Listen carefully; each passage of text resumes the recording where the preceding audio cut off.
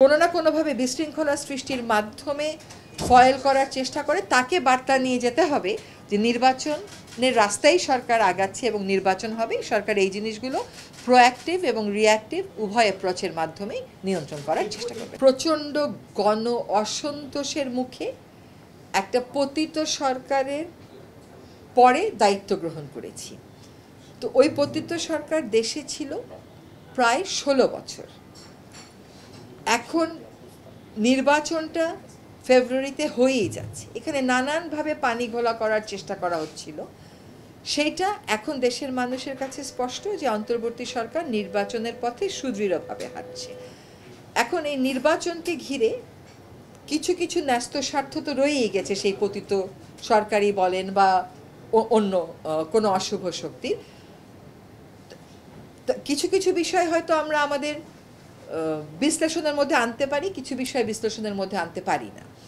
তো আমাদেরকে সরকার হিসাবে যখনই এমন অস্থিরতা সৃষ্টি করার চেষ্টা করা হবে তখনই আমরা আমাদের সর্বোচ্চটুকুন দিয়ে সেই অস্থিরতাটা নিয়ন্ত্রণের চেষ্টা করব। আমাদের চেষ্টা থাকবে প্রথমত কেউ যেন অস্থিরতা সৃষ্টি করতে না পারে। তারপরেও যদি অস্থিরতা সৃষ্টি হয় সেইখানে আমাদেরকে রিঅ্যাক্টিভ অ্যাপ্রোচে যাইতে হবে। কাজে এটা দুই ধরনের অ্যাপ্রোচই হবে। প্রোঅ্যাক্টিভ, আমরা প্রথম থেকে বলছি যে আমাদের সর্বোচ্চ চেষ্টা থাকবে সুষ্ঠু এবং শান্তিপূর্ণ নির্বাচনের, আমরা সেদিকেই হাঁটছি।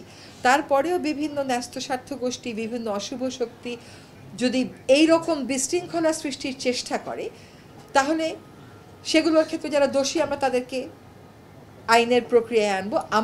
আমরা তো মোটামুটি এখন বুঝতে পারছি যে কী ধরনের কাজগুলো হতে পারে।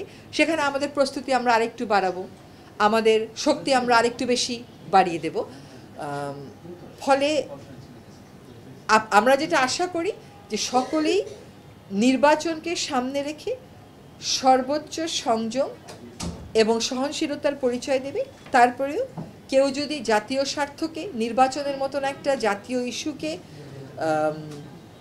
কোনো না কোনোভাবে বিশৃঙ্খলা সৃষ্টির মাধ্যমে ফয়েল করার চেষ্টা করে তাকে বার্তা নিয়ে যেতে হবে যে নির্বাচনের রাস্তায় সরকার আগাচ্ছে এবং নির্বাচন হবে। সরকার এই জিনিসগুলো প্রোঅ্যাক্টিভ এবং রিঅ্যাক্টিভ উভয় অ্যাপ্রোচের মাধ্যমেই নিয়ন্ত্রণ করার চেষ্টা করবে।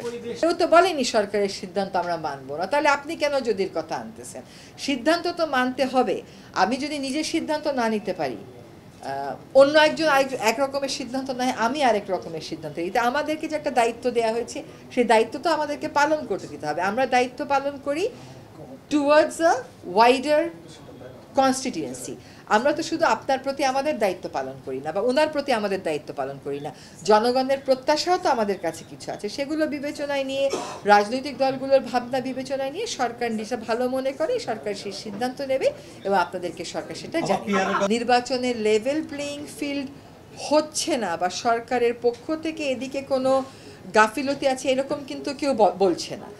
খুব অস্পষ্টভাবে রাজনৈতিক একটা দুটো কথা হচ্ছে, কিন্তু কেউ দেখাতে পারছে না যে এইটার কারণে আমি মনে করতেছি লেভেল প্লেয়িং ফিল্ড থাকবে না। সেরকম যদি কেউ দেখাতে পারে যে আমার সুস্পষ্ট অভিযোগ হচ্ছে এই কারণে লেভেল প্লেয়িং ফিল্ড হবে না, আমরা সেখানেও ব্যবস্থা গ্রহণ করব। লেভেল প্লেয়িং ফিল্ড ক্রিয়েট যাতে করতে পারে ইসি, সেজন্য ইসিকে যত রকমের সহযোগিতা করা যায় আমরা সেই সহযোগিতাটুকু করব। যেটা ঘটানোর চেষ্টা করা হবে তার সবই ঘটবে এমন তো কোনো কথা নেই। হ্যাঁ, সো আমরা সতর্ক থাকব। আশা করি আমরা সুষ্ঠু এবং শান্তিপূর্ণ একটা নির্বাচন উপহার দিতে পারবো। আমি যদি 16 বছর দেশটাকে শাসন করে থাকি, নির্বাচিত অনির্বাচিত উভয় প্রকারে, একটা যে স্টেক এখানে নানান জায়গায় তৈরি করা হয়েছে, সেই স্টেকের সাহায্য নিয়ে কিছু অস্থিরতা হয়তো সৃষ্টির চেষ্টা করবে, কিন্তু আমি দেশবাসীকে বলবো যে এটা নিয়ে আপনারা আতঙ্কিত হবেন না। আমরা সজাগ আছি, সতর্ক আছি এবং সচেষ্ট আছি। আমরা চেষ্টা করব আমাদের সাধ্য মতনটুকুন করে একটা সুষ্ঠু এবং শান্তিপূর্ণ নির্বাচন উপহার দিতে।